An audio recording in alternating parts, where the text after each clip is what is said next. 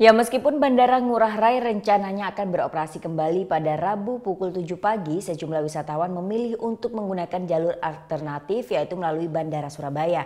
Pihak bandara sendiri baru akan kembali menggelar rapat evaluasi pada pukul 1 tadi malam.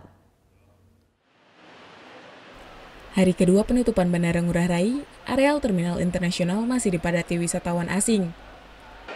Kepadatan di lantai 2 terminal internasional ini sudah mulai terjadi sejak Senin lalu dan berlanjut hingga Selasa malam.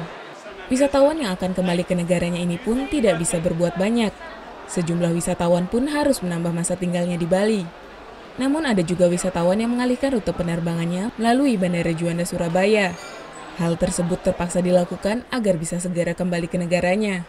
I was planning on going to Cairns, Australia, but now I cannot. So I have to go to Surabaya first, and then to Singapore, and then to Kuala Lumpur, and then hopefully to Cairns.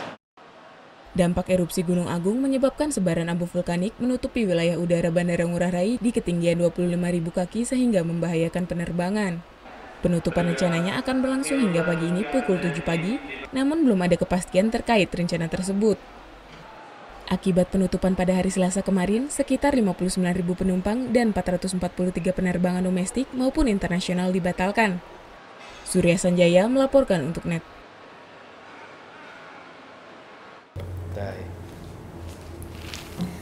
Udah selesai kan nontonnya? Nah, jadi jangan lupa buat like, komen, dan subscribe ya.